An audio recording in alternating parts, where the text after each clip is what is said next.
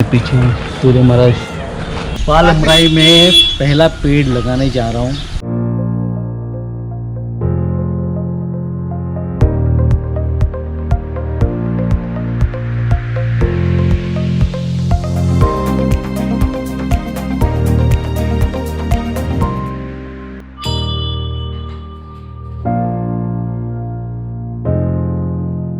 दोस्तों ऑफिस हम जगताप नर्सरी में आए हुए हैं कि जो मेरे साथ योगेश थे उन्होंने कहा सर अपने गांव चलिए और वहाँ कुछ पेड़ लगाइए। अभी है अभी फ़िलहाल जस्ट 12 बजे हुए, तो और 2 पेड़ और 2 पौधे ऑलरेडी मेरे पास है और 2 पौधे मैं यहाँ से लूँगा। एक जो है ये आम का पेड़ और दूसरा ये पेरू का पेड़। अब योगेश हमें लेके जाएंगे उनके गांव और उनके बगल वाले गांव में। यहाँ से तकरीबन मेरे ख्याल से एक 12 मिनट का डिस्टेंस है, चलते हैं। शायद योगेश के गांव में ही आज का बसेरा हो सकता है मेरा, भी इतना कुछ तय नहीं है। जैसे आगे जिस तरह से प्रोसेस होगी मैं आपको बताते जाऊँगा। किती आले हो हाँ कुठलं आंबा 100 आणि हे तो डायरेक्ट वडा तो तुझा डायरेक्ट 100 आहे 30 रुपये के सुट्टे। तो कुल मिला के तो कल जो मैंने पेड़ लिए थे वो वर्ड का जो पेड़ था वो मुझे 100 रुपये में मिला और बाकी के पीपल के 2 और अंबर का और एक बादाम का ये 30-30 के मुझे पड़े यहाँ पर। और फिर आज जो एक आम का पेड़ लिया वो आम का पेड़ 100 रुपये में मिला और एक पौधा जो पेरू का है वो 30 रुपये में मिला।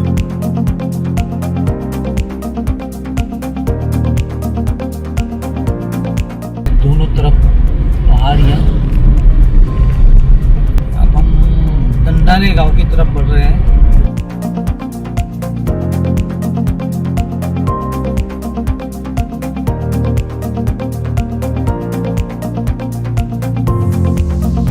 ऑफ राइड ड्राइविंग चल रही है, शुरू होगी।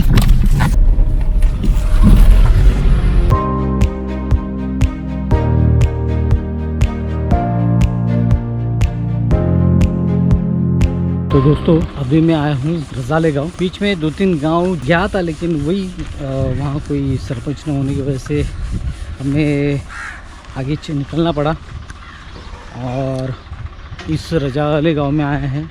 और बेसिकली सरपंच साहब भी जो है वो खेती के काम से खेत में गए थे लेकिन हमारे रिक्वेस्ट की वजह से वो यहाँ पर आए हैं। आम्ही बोलवून आल्याबद्दल धन्यवाद, तुमच्या काम अर्धवट ठेवल्याबद्दल। ये जो है ये रजाला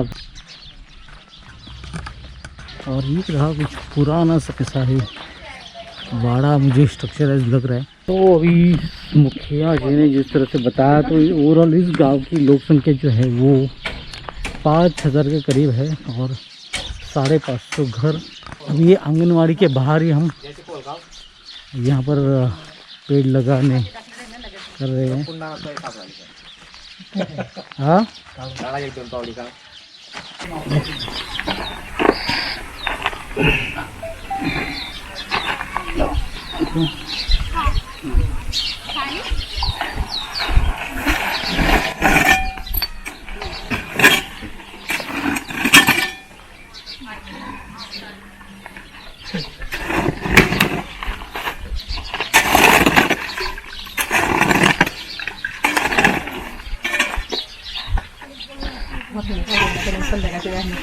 आणि इथे ना कुंपण वगैरे येते ना।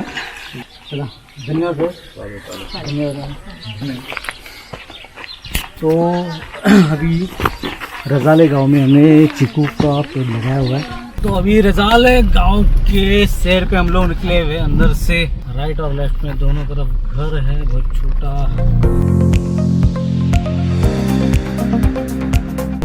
सूना पड़ा हुआ लग रहा है क्योंकि मेरे ख्याल से सारे लोग जो है खेती करने अपने खेत पे गए हुए और हम लोग गांव में तफरी कर रहे हैं। आता रख ला।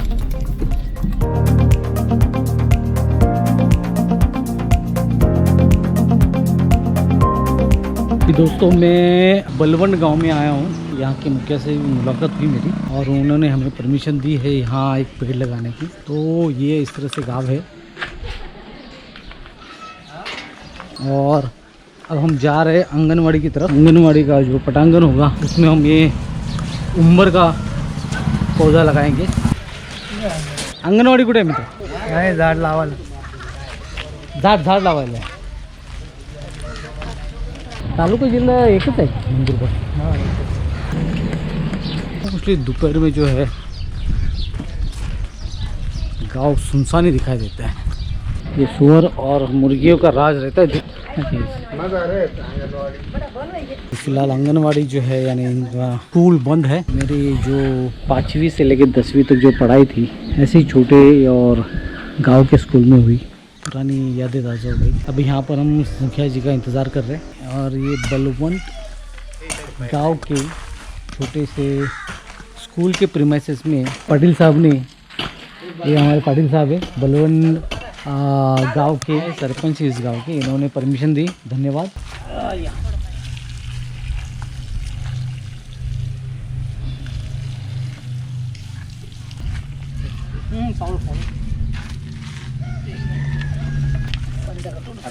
ये अभी हमने बलवंत गांव में ये उम्र का पेड़ लगाया है और मैं सरपंच साहब से धन्यवाद कहूँगा और ताई से भी धन्यवाद कहूँगा। ना पुढचं गाव कुठलं आहे? हे आता बाजूचं आहे ते तलवाडा जवळ गाव कुठलं आहे?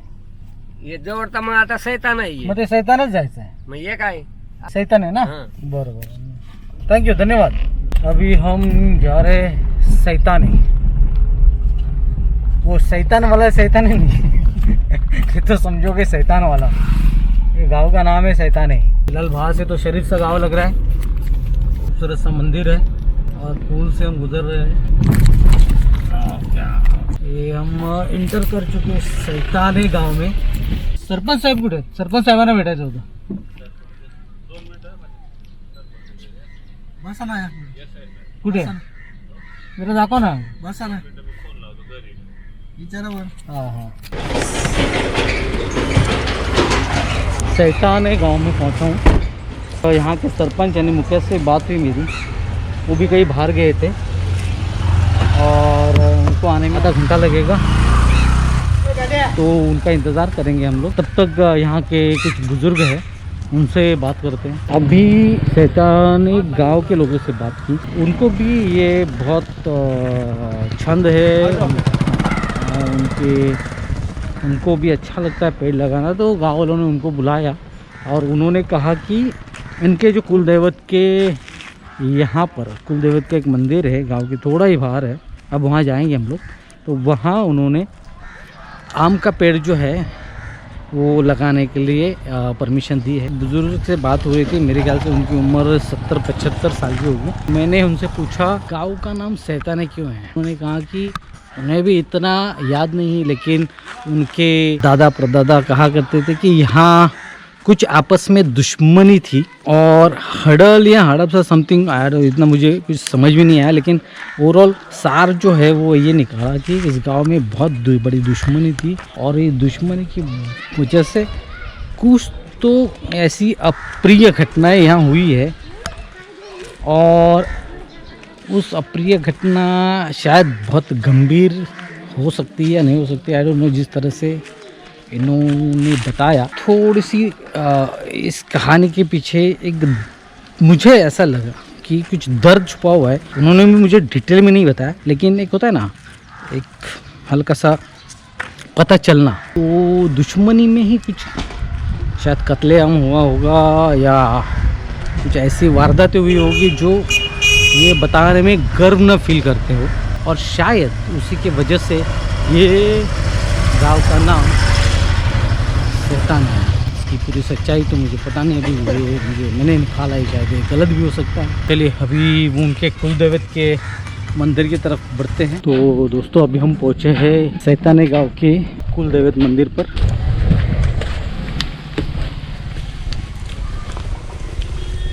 ये रहा इनका गाँव।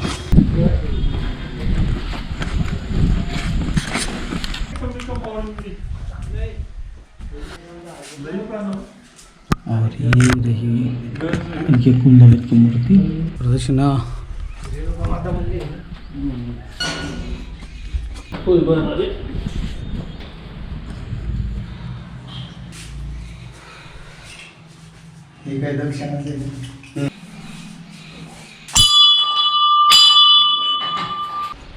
सैताने गांव का विहंगम दृश्य है।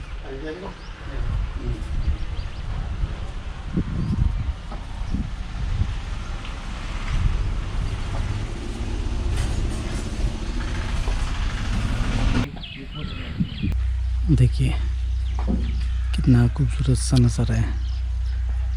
दूर ऐसे छोटे पर्वत और ये जो जंगली झाड़ी दिखाई दे रही है, एक अलग सा ही ग्रीन का पट्टा महसूस हो रहा है।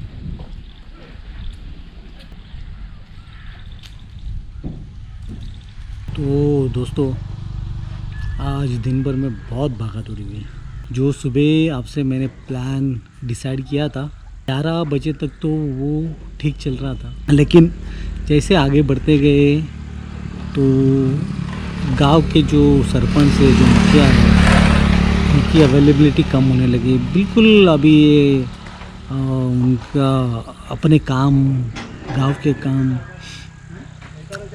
काम की वजह से शहर जाना, काम की वजह से बाहर जाना, खेतों में दूर जाना, तो उसे कोई हम कैसे गिला शिकवा करें। तो उनके काम है, हम बिना बताए मेहमान ही उनके गांव में। तो ऐसे ही जो जिस गांव में फिर हम जो प्लान था वो प्लान वैसे ही रखा रहा, थोड़ा फ्लेक्सिबल हुए और फिर ढूंढते निकले अलग अलग गांव। ओवरऑल जो काम कर रहा हूँ उससे बहुत खुश हूँ। दोस्तों ये इस सैताने गांव में इनके कुल देवत के मंदिर के यहाँ पर मैं आम का पेड़ लगाने के लिए जा रहा हूँ। या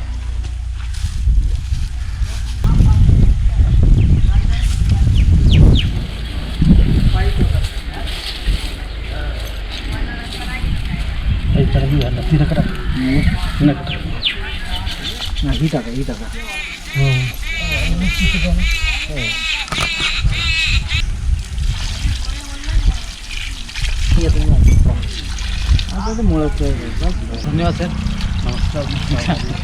नमस्कार नाना. नमस्कार. धन्यवाद.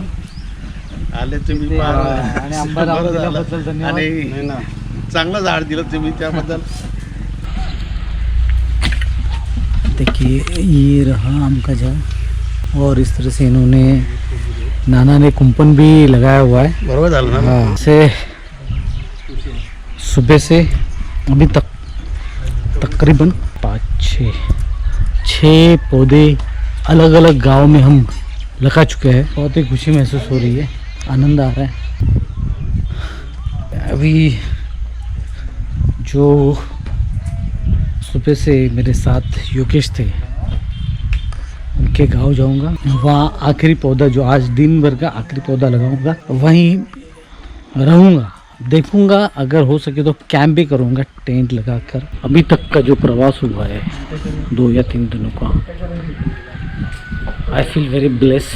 अत्यंत आनंद फील हो रहा है लोगों से मिलके, लोगों का उत्साह देख के. अभी खुद बढ़ा हुआ देख के, खुद आगे आके काम करना, मदद करना, सहकार्य करना बहुत अच्छा लग रहा है.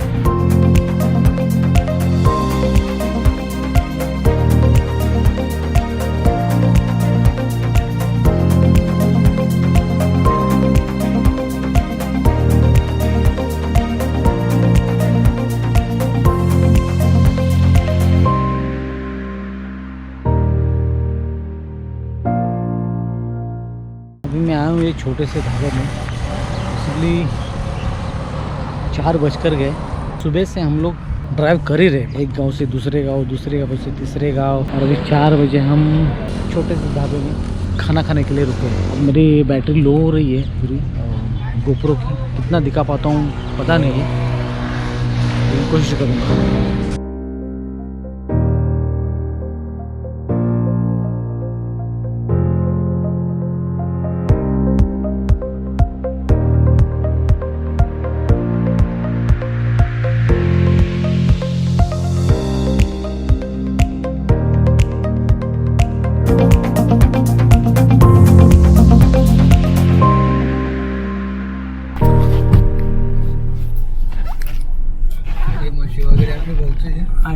दोस्तों अभी सूर्यास्त होने वाला है और हम योगेश के रिलेटिव्स के खेत में आए हैं। ये सारी भैंसें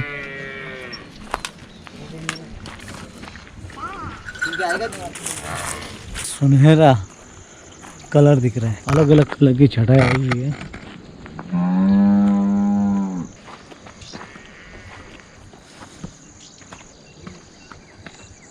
सारी भैंसें भी विश्राम कर रही है। मुझे भी बहुत थकावट महसूस हो रही है। सुबह 5:30 से जगा हुआ हूँ मैं और लिटरली फिजिकली मेहनत काफ़ी हुई है आज। ये जो मेरे पीछे आप देख रहे हो ये कपासी की खेती है।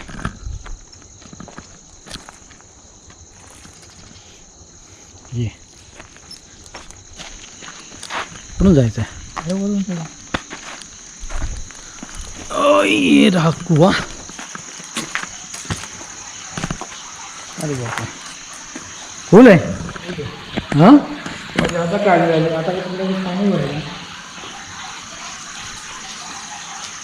आणि आत किती खोल आहे? अजून 10 फूट असं. म्हणजे अजून 10 फूट खाली लग रही है जैसे. म्हणजे माझं जे मोठं आहे वृक्षवल्ली अम्मा सोयरे. वृक्षवल्ली हे आपले खरे सोयरे आहेत. ऑक्सिजन देणारे, आमून देणारे, जीवनात साथी देणारे. त्यामुळे तुकाराम महाराज जे आहे वृक्षवल्ली अम्मा सोयरे या ब्रीदवरच मी नेहमी काम करत असतो.